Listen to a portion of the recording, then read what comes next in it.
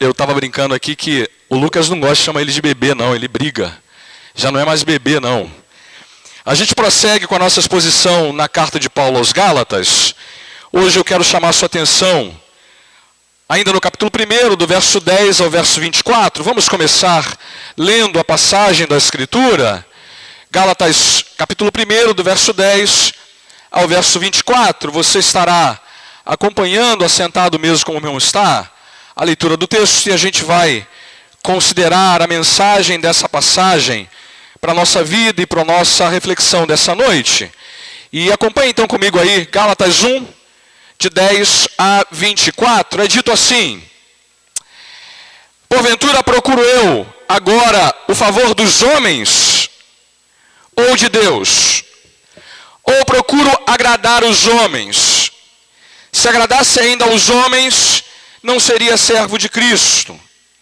Faço-vos, porém, saber, irmãos, que o evangelho por mim anunciado não é segundo o homem, porque eu não o recebi, nem o aprendi de homem algum, mas mediante revelação de Jesus Cristo. Porque ouviste qual foi o meu proceder outrora no judaísmo, como sobremaneira perseguia eu a igreja de Deus e a devastava. E na minha nação, quanto ao judaísmo, avantajava-me a muitos da minha idade, sendo extremamente zeloso das tradições de meus pais. Quando, porém, ao que me separou antes de eu nascer, e me chamou pela sua graça, aprouve revelar seu Filho em mim, para que eu o pregasse entre os gentios, sem detença, não consultei carne e sangue, nem subi a Jerusalém para os que já eram apóstolos antes de mim, mas parti para as regiões da Arábia e voltei outra vez para Damasco. Decorrido 3 anos, então, subi a Jerusalém para avistar-me com Cefas e permaneci com ele 15 dias. E não vi outros apóstolos, senão Tiago, o irmão do Senhor. Ora, acerca do que vos escrevo, eis que diante de Deus testifico que não minto. Depois fui para as regiões da Síria e da Cilícia, e não era conhecido de vista das igrejas da Judéia, que estavam em Cristo. Ouviam somente dizer: aquele que antes nos perseguia, agora prega a fé que outrora procurava destruir. E glorificavam a Deus a meu respeito. Amados, mantenha o texto aberto até aqui, o que nós consideraremos juntos essa noite. Nessa passagem, Paulo está tratando de uma questão que é fundamental para nós. E ainda bem que ela é tratada no Novo Testamento, no Velho Testamento. Ela é tratada pelos autores, pelos homens usados por Deus para escrever a sua palavra. Paulo está falando aqui da origem do evangelho que ele prega. Está falando da origem do ministério apostólico dele. Está falando da origem da fé cristã. Amados, se nós por um momento apenas considerássemos a fé cristã originada na cabeça, na especulação, na filosofia de homens, se por um instante apenas nós supuséssemos que a fé que abraçamos está baseada em Lutero, Calvino, no próprio apóstolo Paulo, nos homens da história da igreja, se a fé cristã se baseasse em conjecturas, em afirmações humanas e simplesmente dadas pelos homens, nós todos seríamos um bando de enganados que nos reuniríamos essa noite para adorar a um Deus que não existe. A esperança que temos é uma esperança falha. O amor sobre o qual nós acreditamos que Deus nutre para conosco não é verdadeiro. O Deus que nós louvamos e adoramos não é tão fiel assim. O fato é que se considerarmos a origem do evangelho como uma coisa humana, a nossa herança eterna simplesmente não existe. Mais do que isso, amados, nós somos os homens mais dignos de lástima. Somos os mais enganados de todos eles, porque não haveria a menor diferença entre a fé cristã e todas as demais religiões do mundo. Todas elas estariam no mesmo patamar, no mesmo barco, na mesma furada e na mesma enganação. Paulo sabe, amados, que precisa tratar disso com a igreja da Galácia, porque essa é uma questão de vida ou morte. De vida ou morte, literalmente. Porque a nossa vida eterna se baseia num evangelho que não foi dado pelos homens a nós, mas no evangelho que foi revelação do próprio Deus para a humanidade.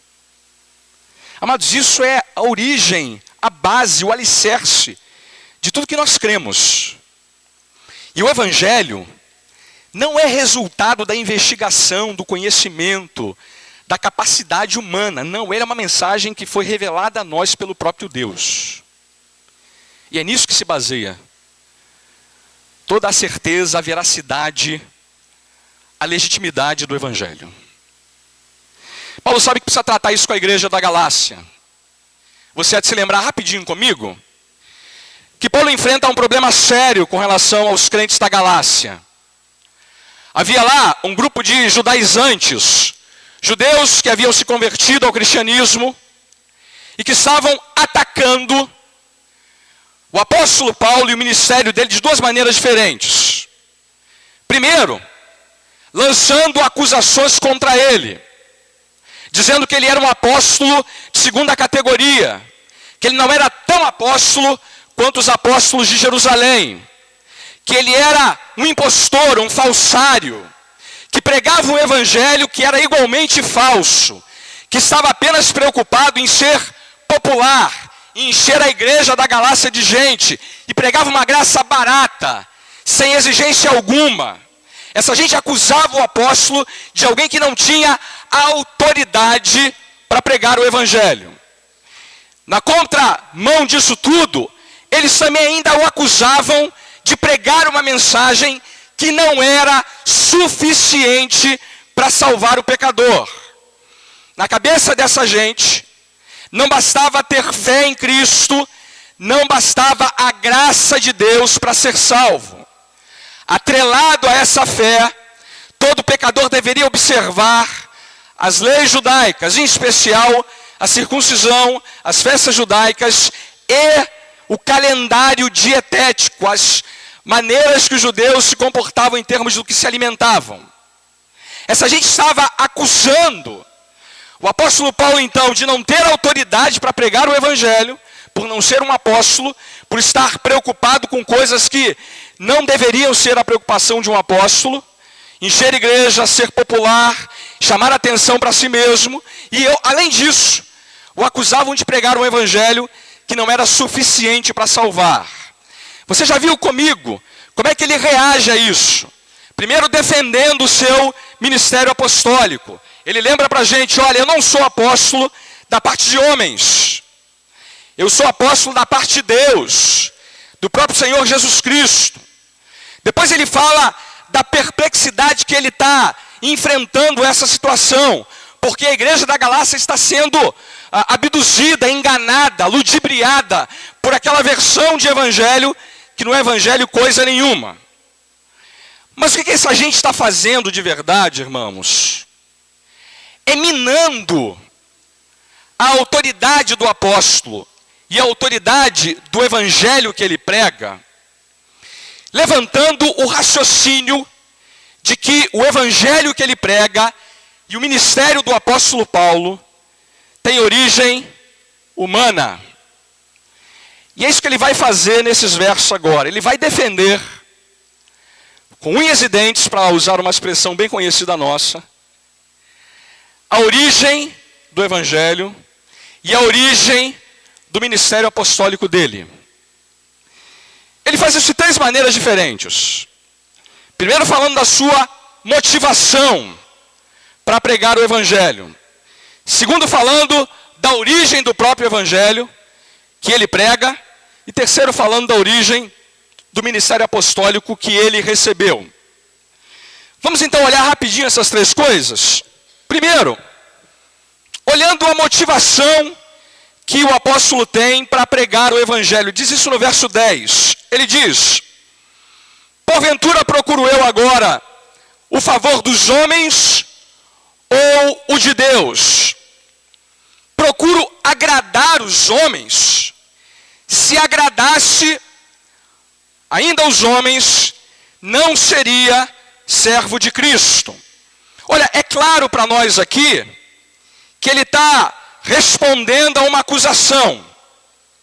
Primeiro, eu não estou interessado em agradar os homens para encher a igreja da Galácia e nenhuma outra igreja onde eu prego o evangelho.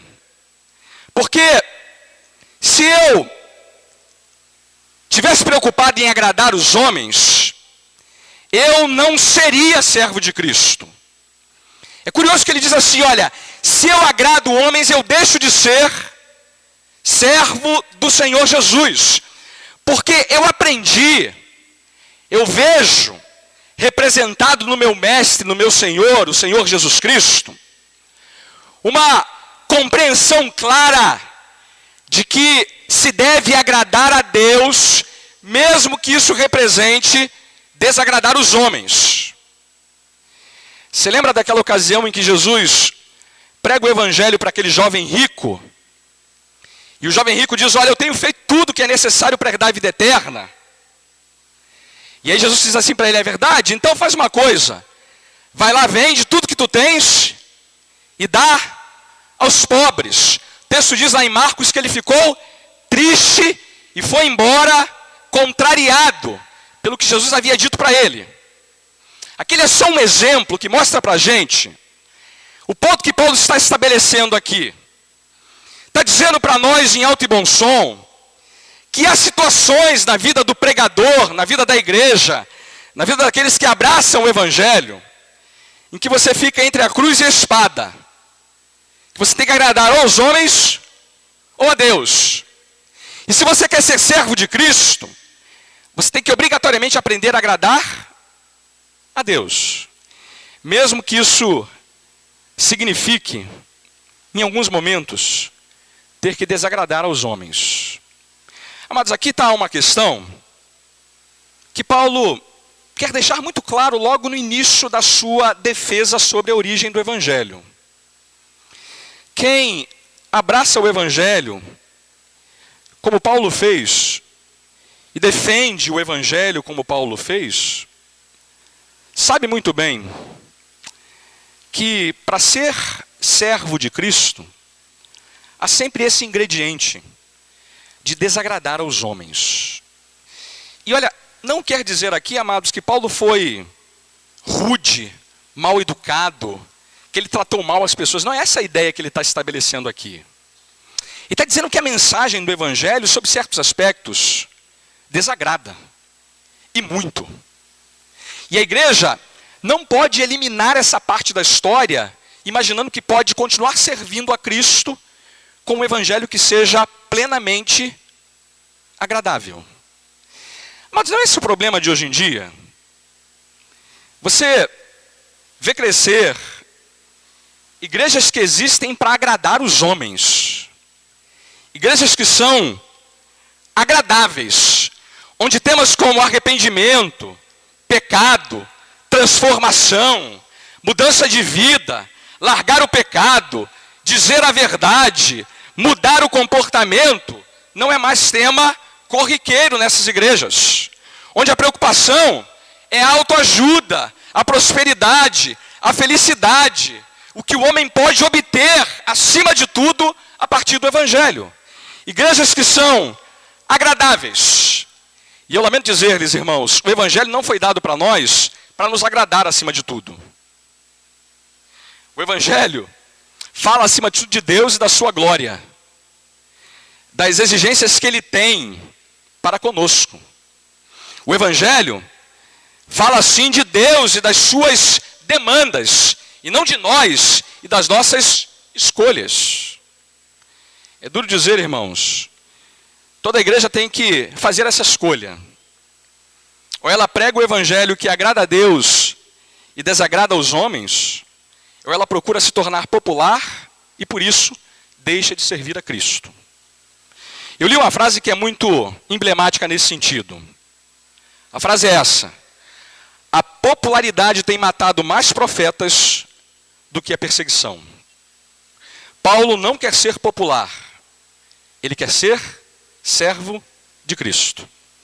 E aí, depois disso, ele começa a defender a origem do evangelho. Depois ele falar da sua motivação para pregar o evangelho, que é ser servo de Cristo, ele então defende a origem do evangelho. E faz isso usando um argumento que é o seguinte: vocês conhecem o meu passado. Não o meu passado, tá, irmãos? O passado do apóstolo. E tem no português uma frase que é assim: o teu passado te condena. Não tem essa frase? Paulo sabe que o passado dele condena ele. E ele sabe também que aquela gente conhece o passado dele. O argumento é o seguinte: com o passado que eu tenho, com a vida que eu levava e a maneira como eu vivi, é impossível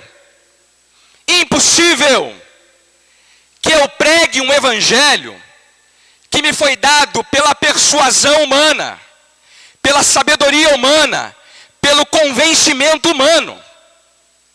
Eu prego esse evangelho porque ele é a revelação que Deus fez de si mesmo a nós. E no meu caso em especial, a minha conversão é prova cabal da origem divina desse evangelho. Vamos ver como é que isso aparece no texto? Primeiro porque ele diz assim: eu quero que vocês saibam, irmãos, verso 11, que o evangelho que eu prego não é segundo o homem, não foi me dado por homens. O evangelho que eu anuncio não é segundo o homem. E ele repete no verso 12: eu não recebi, nem aprendi de homem algum. É que ele está dizendo assim: olha, nada do que eu ensino é resultado de aprendizado humano. As coisas que eu recebi não me foram dadas por homem algum. Você leu comigo e ele vai dizer, ele não foi em Jerusalém pedir a bênção de nenhum dos apóstolos para pregar o evangelho. Não foi a Jerusalém para ter a aprovação deles para pregar o evangelho. Ele não vai a nenhum homem consultar a quem quer que seja para aprender o evangelho que ele anuncia. Está dizendo claramente: nada do que eu anunciei para vocês tem origem humana. Foi dado a mim por outras pessoas. Eu não aprendi de ninguém. Não fui beijar a mão de nenhum dos apóstolos. Não recebi nada da parte deles. Então como é que ele recebeu? Diz o texto: mas recebi mediante revelação de Jesus Cristo. Essa palavrinha aí é muito importante para nós, irmãos. Revelação. O cristianismo é uma fé revelada. Ninguém conhece a Deus como resultado da sua própria investigação. O evangelho é dado a nós por revelação. Essa palavra é muito interessante, ela merece alguma observação mais detalhada para a gente aqui essa noite. A palavra no grego é apocalipsis. Daí vem o nome do livro, Apocalipse. A palavra é revelação. E essa era uma palavra que se usava naquele tempo, e ainda hoje tem essa mesma conotação, daquele momento em que a noiva revelava a sua fisionomia para o seu noivo no ato do casamento. Quem casou aqui sabe disso, quem não casou vai saber logo logo. Se usa entre as indumentárias do casamento o véu. Não sei se é mais tão popular hoje em dia. Mas a ideia é que a mulher vem escondida pelo véu, não é isso? Até o altar. Chega no altar, ela se coloca ao lado do noivo, e aí, na hora em que eles vão assumir o compromisso público, se tira o véu. E a noiva irmãs, revelada. Louvado seja o nome do Senhor. E o marido, o noivo, fica feliz. Por causa da revelação. Não é isso? Se tiver triste, já era. Não tem mais tempo para mudar de ideia. A ideia de revelação é essa. De uma coisa que estava escondida, mas que Deus revelou. O Velho Testamento fala do Evangelho. Mas o Evangelho no Velho Testamento está escondido. Está coberto pelo véu. Está atrás de um véu que o esconde. Ele é revelado de maneira plena e completa no Novo Testamento, com a chegada do Senhor Jesus Cristo e com os apóstolos. Paulo está dizendo que ele recebeu essa revelação para transferir essa revelação à igreja, aos eleitos, aqueles que serão alcançados pela graça. E ele descreve quando é que essa revelação se deu. Ele descreve que essa revelação se deu, no caso dele, por ocasião da sua conversão. Olha, o que ele está dizendo é o seguinte: o evangelho que eu prego é o evangelho que foi capaz de transformar a minha vida de uma maneira que nenhuma outra mensagem poderia ter feito. E esse evangelho foi poderoso para fazer isso, para lembrar a todos nós que ele nos foi dado por revelação. E aí, amados, ele lembra o que aconteceu na ida dele para Damasco, a conversão dele. Você lembra que ele cai do cavalo, literalmente cai do cavalo, ele vê uma luz que o cega, e ele está indo para Damasco para perseguir a igreja, e a luz que o cega pergunta para ele: Saulo, Saulo, por que tu me persegues? E ele então, atônito, completamente vencido pelo poder do Senhor Jesus, pergunta: quem és tu, Senhor? E ele fala: eu sou Jesus a quem tu persegues. E naquele momento, Paulo entende que tudo que ele ensinava, pregava, defendia, estava completamente errado. Porque Jesus se revelou a ele. Ele até diz: olha, vocês ouviram como é que era o meu proceder outrora, como eu sobremaneira perseguia a igreja de Deus e a devastava. Irmãos, não teve perseguidor mais implacável contra a igreja do que o apóstolo Paulo. Ele fala disso até de uma maneira vergonhosa, com certo pesar no seu coração, porque ele usa essa palavra devastava, significa dizer que ele ia nos lugares, prendia cristãos, surrava, investia contra eles. Você há de se lembrar que foi ele quem consentiu com a morte de Estevão.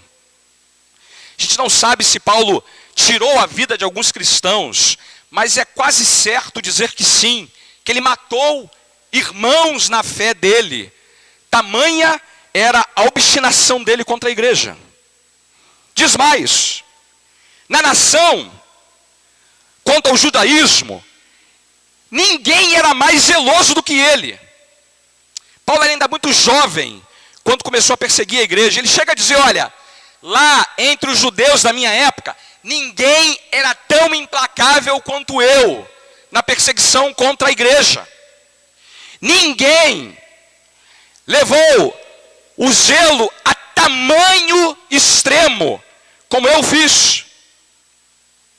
Eu era zeloso nas tradições de meus pais. Mas tudo isso, amados, caiu por terra, porque Deus revelou o seu Filho a mim. Está aqui o primeiro argumento que ele quer nos dar. O Evangelho tem origem divina, amados, porque um homem como Paulo jamais o pregaria se não tivesse sido alvo dessa transformação absoluta que o Evangelho é capaz de fazer. Um homem que perseguia e agora passa a ser perseguido. Eu penso até, amados, que a igreja, quando ouviu falar dessa transformação, desconfiou um bocado. Talvez até eles orassem para que Paulo fosse morto, né? Não para que ele se convertesse. E está aqui um tema que eu queria que você entendesse, amados. O evangelho pega Saulo e transforma em Paulo, para lembrar a gente que não há nenhum impedimento, não há absolutamente nada e nem ninguém que não possa ser alvo dessa transformação. Sabe, às vezes a gente acha que, no caso do meu marido, ele nunca vai se converter. A minha esposa, jamais. O meu colega de trabalho, nunca. Aquele sujeito que mora ali na minha vizinhança, jamais se inteirará, jamais se... Não, no caso dele não tem jeito. No caso dele, já está perdido. No caso dele, não tem como mudar. Irmão, tem sim, irmão. Tem, porque quem diria que o apóstolo Paulo seria o apóstolo Paulo? Quem diria, irmãos, que aquele homem que fez o que fez no passado recebesse essa revelação da parte do Senhor? Quem diria? Então, amado, olha, deixa eu dizer uma coisa para você.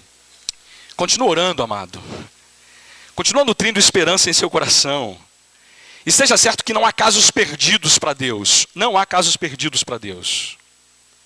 Não há nada e nem ninguém que não possa ser transformado pelo poder do evangelho, como foi no caso do apóstolo.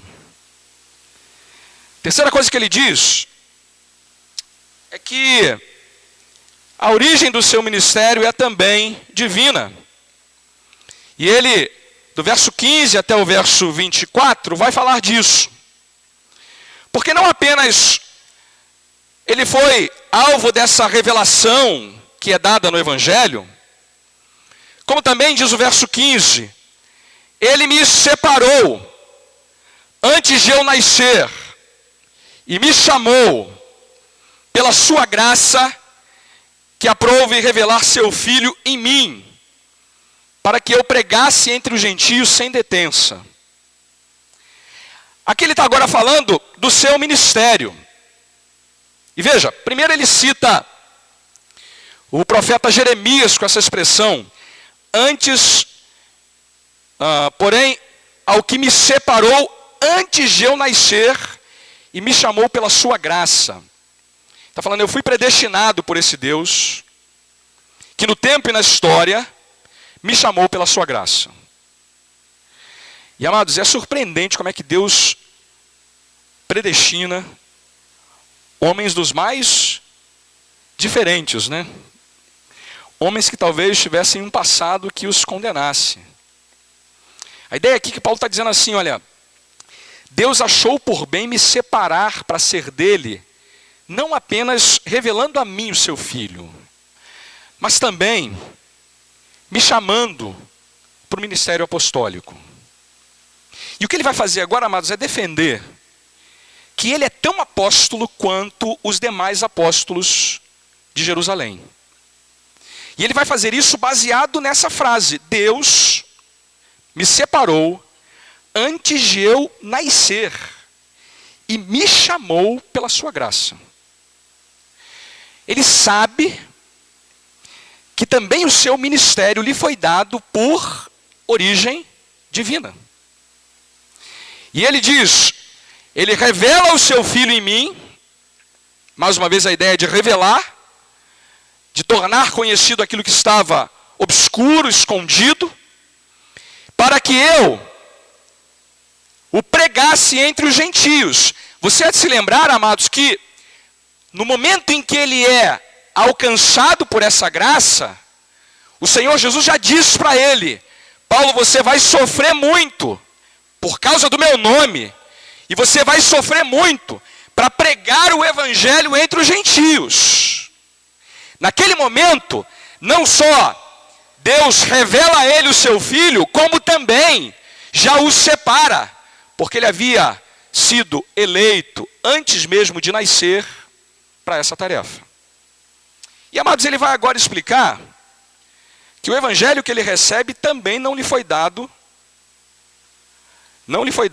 por homem algum. E ele completa, verso 16, sem detença, não consultei carne e sangue, nem subi a Jerusalém para os que já eram apóstolos antes de mim, mas parti para as regiões da Arábia e voltei outra vez para Damasco. E está lembrando aqui o que aconteceu com ele depois dele ter sido alcançado pela graça. Ele não vai para Jerusalém, mas ele vai para a Arábia e volta depois para Damasco. A gente não sabe até hoje o que ele foi fazer na Arábia, porque ele não dá essa informação em nenhum outro lugar. Mas ele está dizendo com isso o seguinte: eu não fui consultar os apóstolos para aprender com eles o que é o Evangelho. Eu não fui pedir a autorização dos apóstolos de Jerusalém para, a partir da autorização deles, pregar o Evangelho. Eu não aprendi o que preguei para vocês consultando carne ou sangue. E ele vai entrar ainda em alguns outros detalhes. Só depois de 3 anos, verso 18, foi que eu fui para Jerusalém. E quando eu fui lá, eu consultei, ou melhor, encontrei rapidamente Cefas, Pedro. Permaneci com ele só 15 dias, ou seja, não dá para fazer um curso relâmpago sobre o ministério apostólico em 15 dias. Eu não fiz um curso intensivo com Pedro. Eu só vi também Tiago, que é irmão do Senhor, e ele considera apóstolo. E eu estou afirmando para vocês que o que eu escrevo é verdade diante de Deus. Depois eu fui então para a Síria, para a Cilícia. Eu não conhecia as igrejas, portanto não aprendi nada com as igrejas da Judéia. Eles nem sabiam quem eu era, porque não me reconheciam. Eles só ouviam elas dizendo que aquele que antes perseguia, agora prega a fé, que outrora procurava destruir. E eles então glorificavam a Deus a meu respeito. O que Paulo está fazendo então, amados, aqui nesse texto? 3 coisas, rapidinho. Primeiro, minha motivação não é agradar os homens, não é ser popular. Eu não quero me tornar popular e encher igrejas. Eu sou servo de Cristo e quero cumprir o meu chamado. Segundo, eu não recebi o evangelho de homem algum, não aprendi de homem nenhum, não aprendi com os apóstolos, com a igreja. Pelo contrário, o evangelho me foi dado por revelação. A prova disso é a minha conversão. As ameaças que eu alimentava contra a igreja caíram por terra, Deus me transformou e revelou a mim o seu Filho. Terceiro, eu sou tão apóstolo quanto os demais. A minha autoridade é tão verdadeira e divina quanto os demais. A minha autoridade é dada pelo próprio Cristo, como no caso dos 12 apóstolos de Jerusalém. O evangelho então que prego é tão cheio de autoridade, tão cheio de verdade, quanto o pregado por Pedro e pelos demais apóstolos. É verdade que eu sou um apóstolo tardio, que entrei no grupo mais tarde, mas isso não diminui, não desqualifica a autoridade que tenho, porque ela é uma autoridade dada pelo próprio Deus. O que temos a aprender aqui, irmãos? O que podemos aplicar à nossa vida nesse texto?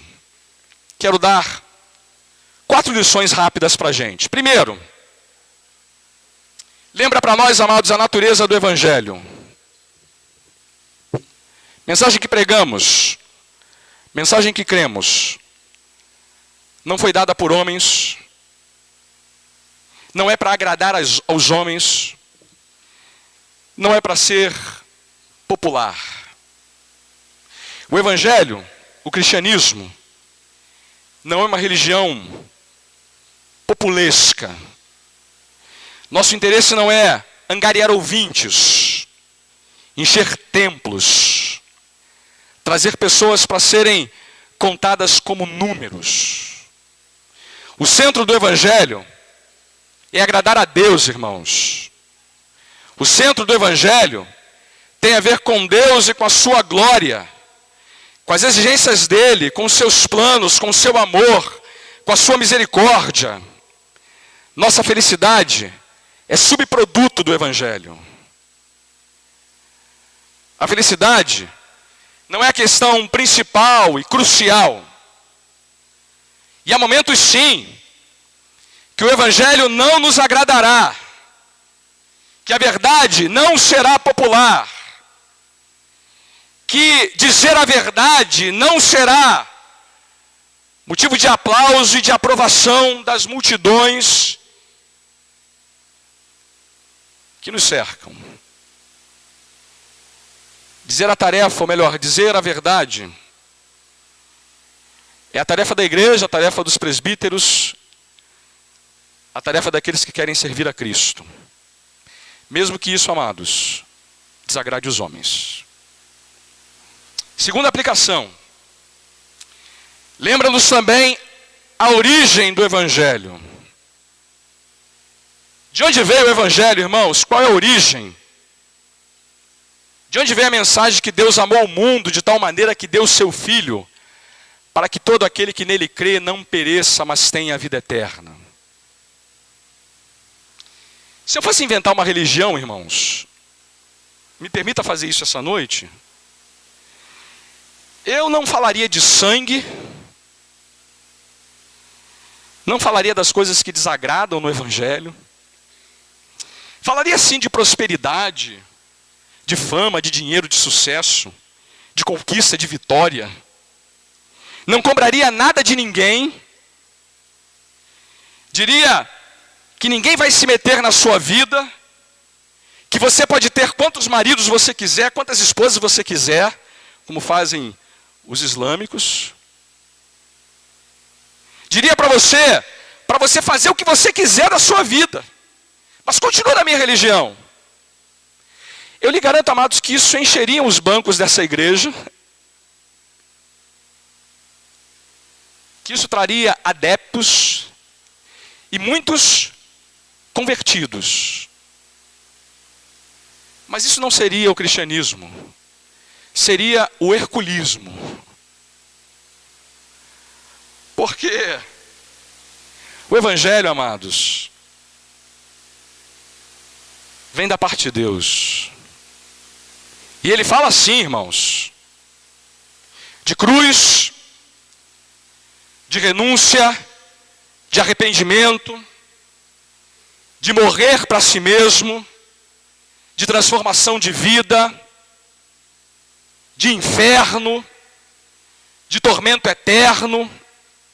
Mas fala também da graça, do perdão, da salvação, do favor, do amor e da misericórdia de um Deus que não poupou o seu próprio Filho, antes o entregou por todos nós.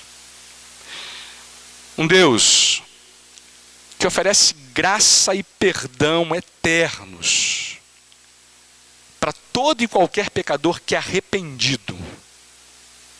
Creia, confie, dependa do seu Filho como Senhor e Salvador da sua vida.